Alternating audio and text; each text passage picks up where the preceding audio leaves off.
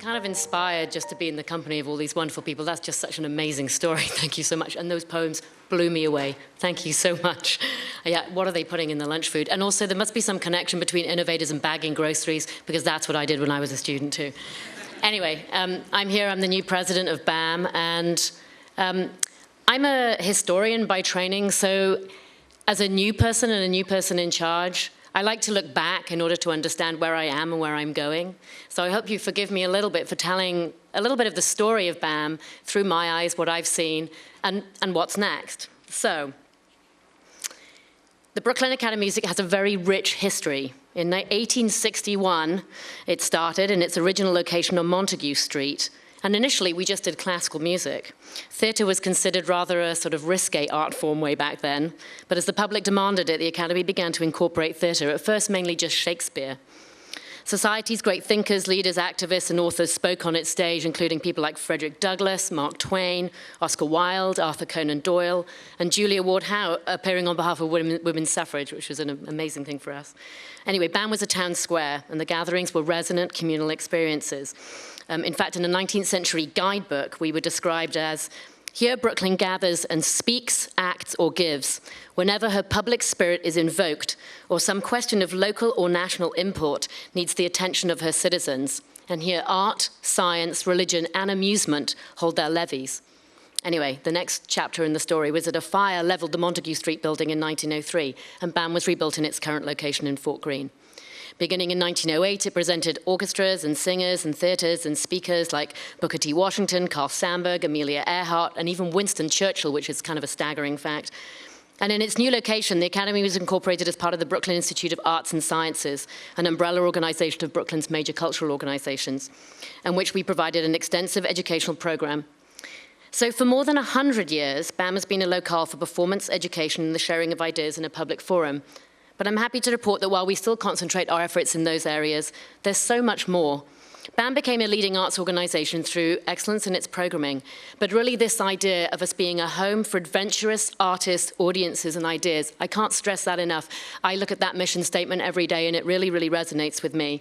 There was a kind of institutional renaissance in the late 60s led by the former leader, Harvey Lichtenstein, and in fact, I'm the first new leader since Harvey, and Harvey was appointed to BAM the year before I was born, so that gives you a sense of the longevity of our leadership.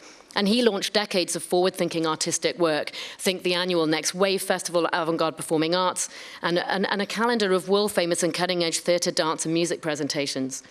These decades of innovative productions cemented a reputation of cultural leadership and quality, and commitment to both local and global audiences. And I think it's this context, this very rich and full and long context, in which we grow, lead, experiment, and forge new pathways. And those pathways are digital, physical, and communal.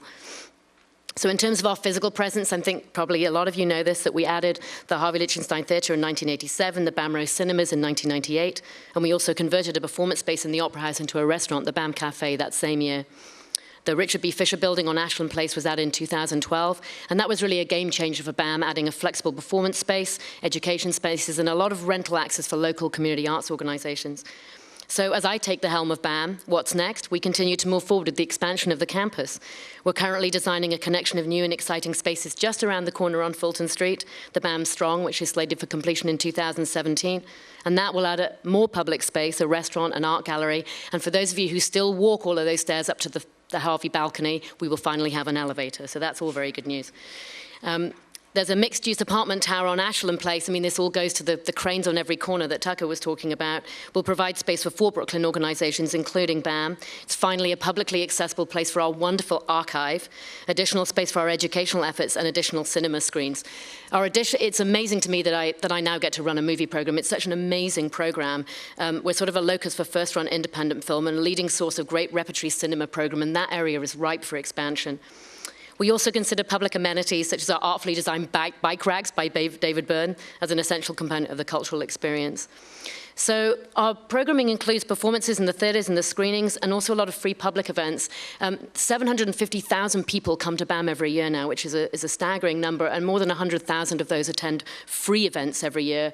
Many of you are familiar with Dance Africa, the BAM R&B Festival, our celebration of MLK, the free film screenings for senior citizens, and Bamboo, which I love to say just because it sounds funny, which is the Halloween party for families in Fort Greene. We're just about to start a massive public art project, and the public plaza of the Two Trees building, I think, will be a wonderful place for public programming.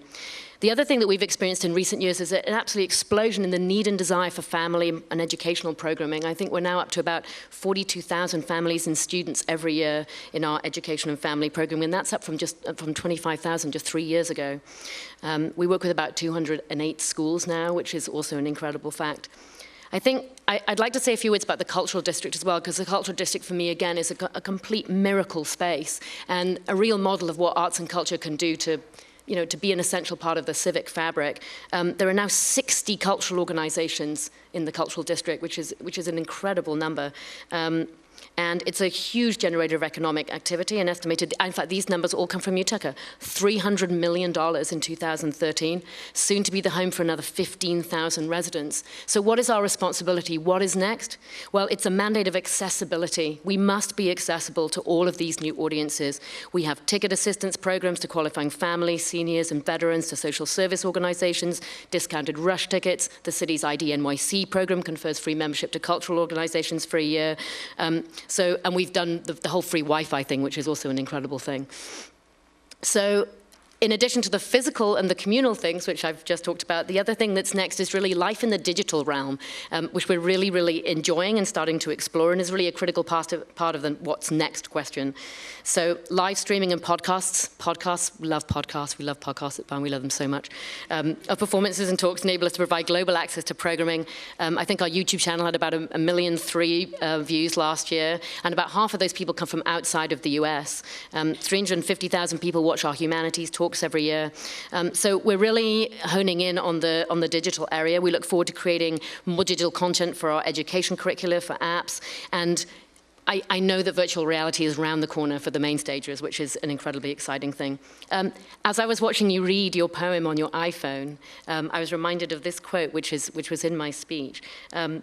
Old notions of cultural production and distribution are being transformed by easy access to digital platforms for individual engagement, and people's compelling urge to share what they like. I am constantly sharing what I like. I hope you guys share what you like. So right in your pockets, hundreds of millions of people carry the tools to design, record, compose, draw, film, photograph, listen, curate, edit, critique, and share. I mean, these are game-changing things for cultural organizations. So cultural institutions are gaining a broader public purposes platforms for this engagement. That was Sarah Lutman that said all of that, not me. But what has changed and what continues to change and what really is next is the relationship that we have to our audiences. We entertain for certain, we challenge, we educate, we curate, but we also provide a safe space for participation and exploration, a social space, an intellectual space, a digital space, a free place, total immersion, and at BAM there is always a sampling of something new. We put a lot of emphasis on connecting the dots between various programs to enrich all of our experiences. So our mandate, and whatever comes next, will always be access to adventurous art by whatever means. I also always think about Brian Eno when I'm thinking about what's next. He's also somebody who I think, well, he's just always thinking about what's next. And he said that the arts and culture should play a central role in people's lives in a world of rapid change, and that they give us ways to stay in sync and of sort of remaining coherent to ourselves in a society where no one is ever an expert on everything. So for more than 150 years, BAM has shared new and diverse ideas as a core mission, along with global perspectives gleaned through artistic work from around the world. I'm such a big believer in international programming. It's such a great way to get a deeper understanding of other cultures and perspectives. It's more important today than ever before. It speaks to that coherence that Brian Eno refers to.